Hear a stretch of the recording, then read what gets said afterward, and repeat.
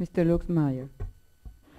Thank you, Madam Chairwoman. Appreciate the opportunity this afternoon to discuss this with this panel. They've got a lot of expertise here, and I certainly appreciate your comments. Mr. Woods, your comments are very concerning to me because I've got a lot of tool and die manufacturers in my district. They rely on the aircraft industry and the automobile industry, which is really struggling in my area. 30% of them will be out of business the next 6 months. That certainly gives me a moment for pause.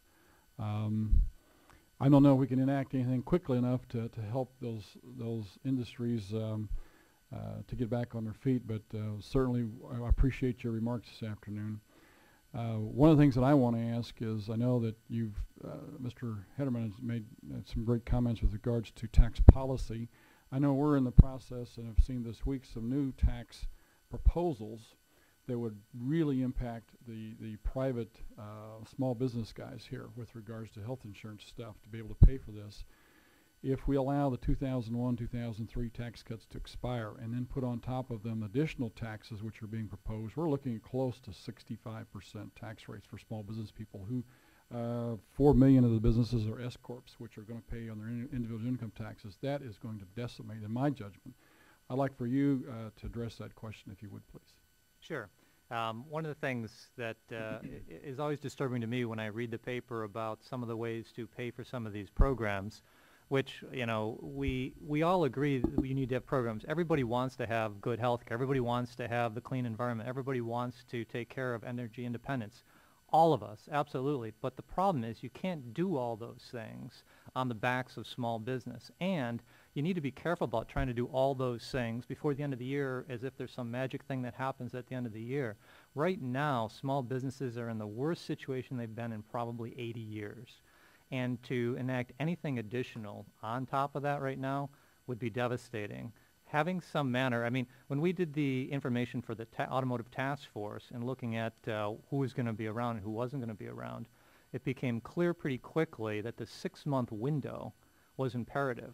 And trying to find something from a standpoint of a program that could come forward now and help them was, you know, life and death. The thought of having something additional on top of all the problems we're already trying to, sort through, essentially puts these businesses into a situation where if they're going to put their last gasp of putting their home up, if it wasn't already up, if it wasn't borrowing the kids' college fund to try to get through just to make it to the other side of this, if they thought on top of doing that to make it through this, that they were then going to have these additional taxes on top, I think a lot more are going to throw the towel in because it's a self-defeating prophecy. They really can't get there. So I can tell you from my personal experience as a business owner, again, I've only been running the association for 2 months. My whole life I've been a business owner. It would be devastating. Well, I appreciate your position because you've actually been on both sides of the table, which gives you a very unique perspective, and I appreciate that.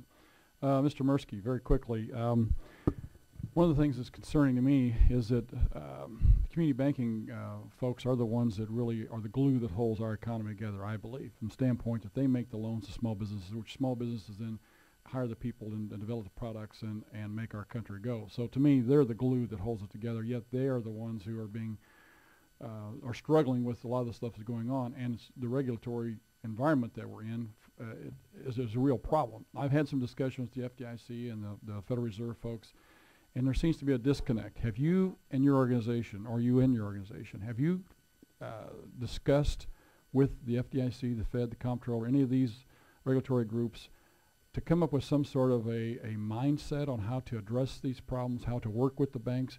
Because there's a huge disconnect right now between what's going on in the field and what's going on in D.C. And it needs to be resolved if we're ever going to get out of this mess. Well, absolutely, Congressman. That's a tremendous concern throughout the community banking industry of the pressure that the regulators have swung the pendulum way too far in the other direction and are stifling the bank's ability to do lending. Even banks that are well capitalized, well run, know their customers, know their small business owners in their communities. The over-regulation, the excessive examination are forcing bankers to pull in. And it's a very highly regulated industry where the regulator can shut you down, and bankers that are in fear of these regulators are pulling in their lending, and that is a severe problem. It's causing a downward spiral in the ability for small businesses to get the credit that they need. So yes, something needs to be done there. We've been working very well with the regulatory agencies to make sure that regulation is fair, but also regulation is such that it doesn't stifle the ability of banks to lend. Would the gentleman yield for a second? Thank you, Madam Chairman. Chairwoman. I hear that there are so many regulations and the regulatory burden on community banks and small banks, that there are too many regulations. But on the other hand, what caused the crisis that we are in? It was the lack of oversight or too many regulations? Well, there is a discrepancy in the application of regulation where you had highly regulated, well-overseen community banks where their regulators are in the bank every year examining everything that they do. Then you had a lot of gray area non-bank lenders. You had a lot of Wall Street exotic products that were outside of the regulatory oversight. So with the financial regulation reform that's being presented now, we're trying to make sure that the unregulated sector of the financial industry is brought in under that same burden and regulatory oversight that is given to community financial institutions. So it was the discrepancy in the application of regulation. Many financial entities were completely unregulated or beyond the scope of what the FDIC and OCC does. So you raise an excellent point. The regulation has to be fair across the board so you don't have these gaps. Thank you for yielding. Do you have any more questions? So, Mr. Moore.